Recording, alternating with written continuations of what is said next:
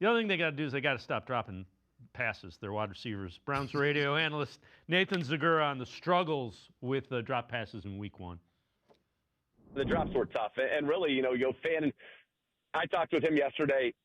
He's like, I got to make that catch. And you do. That's what you're paid to do. And I think that one where you had Fannin on 3rd down, Judy on 4th down on just an easy slant, those were tough. You go to the interceptions, the ball from Flacco was not necessarily on target to Jerry Jeudy. He made a good diving effort to get it. It's kind of a freak thing that it ends up popping in the air and becoming an interception like that. On the Tillman one, when I watched it back, what I saw was just they were slightly off in the timing. And at the top of that route, if you go watch it back, Tillman really gets engaged with the defender and kind of gets a nice little push-off there. But I think that little push-off maybe delayed him from turning around, and so, boom, the ball's there.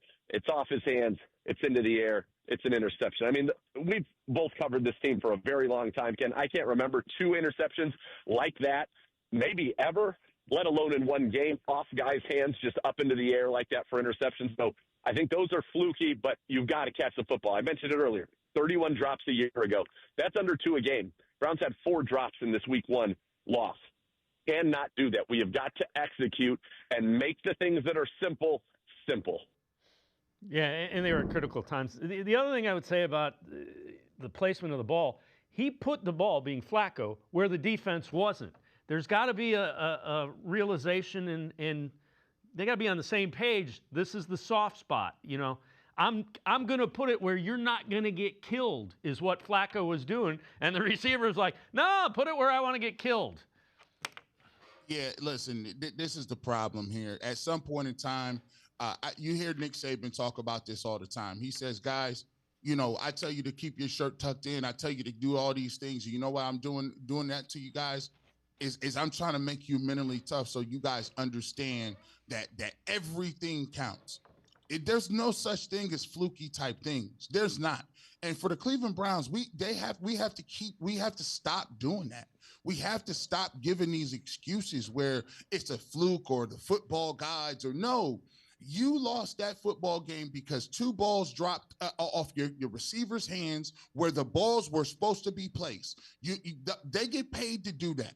And if you're the number 1 receiver in Jerry Jeudy, the 4th down one this is what happens when you make excuses. If it was just the one that Bob dropped off his hands, you could talk about it. They go for it, aggressive 4th down. Stefanski makes the right call. They dial up a play. It hits you right in the numbers in the number 3.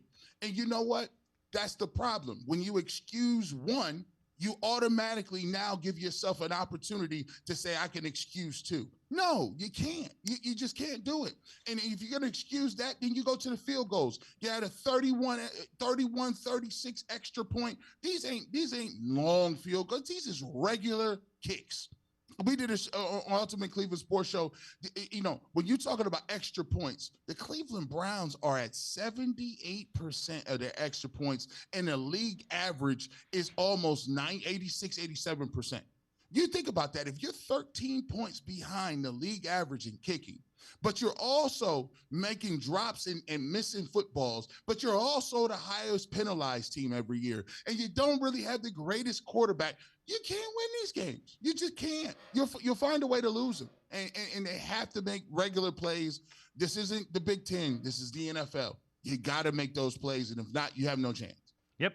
You're an NFL receiver. Both of those balls should have been caught. Even the interception should have both been caught. I'm with you.